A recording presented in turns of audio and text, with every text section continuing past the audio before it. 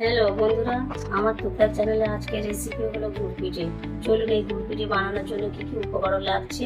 প্রথমে লাগছে 200 গ্রাম সুজি, 200 গ্রাম ময়দা, আর লাগছে 100 গ্রাম চিনি, 200 গ্রাম গুড়, পরিমাণ মতো লবণ, 3 থেকে 4 কাপ জল।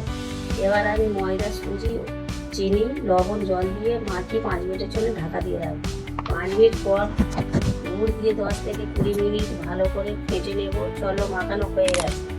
এবার গুড় পিঠে শুরু করবো। উনুনে কড়া বসিয়ে দিয়েছি, তেল গরম হয়ে গেছে। এবার আমি গুড় পিঠে ছাড়বো।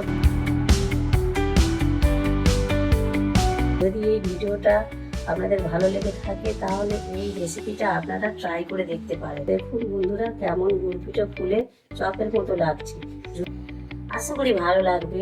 আর অবশ্যই আমার চ্যানেলটা লাইক, কমেন্ট ও সাবস্ক্রাইব করে রাখবেন, যাতে সবার আগে আমার নতুন নতুন ভিডিও আপনি দেখতে পারেন।